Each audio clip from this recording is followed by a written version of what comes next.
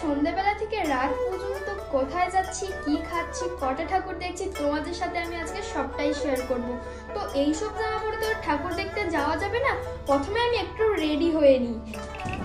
তো ফাইনালি আমি এখন রেডি হয়ে গেছি। আমাকে কেমন লাগছে কমেন্টে কিন্তু তোমরা অবশ্যই জানাবে। তো অনেক দেরি হলো, তো এবার যাওয়া যাক। আমরা সবাই মিলে টোটোতে যাচ্ছিলাম, আর এখানে জাস্ট লাইটিংটা দেখো, জাস্ট ওয়াও। প্রথমেই চলে এলাম বিশ্বের সব থেকে বড় গিরগিটির কাছে, এখানের প্যান্ডেলটা জাস্ট দেখে নাও।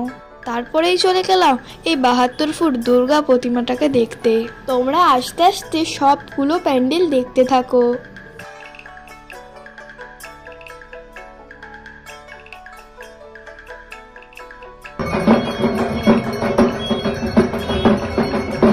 এই কটা ঠাকুর দেখতে না দেখতে আমাদের বেজে গিয়েছিল 12টা, আর আমি খুবই টায়ার্ড হয়ে পড়েছিলাম।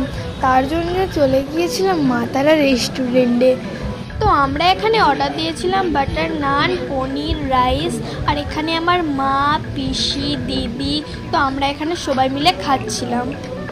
খাওয়া দাওয়া করে চলে এসেছিলাম বাড়িতে। ঠিক আছে, তাহলে আজ আসি, দেখা হচ্ছে অন্য কোনো ভিডিওতে। টাটা।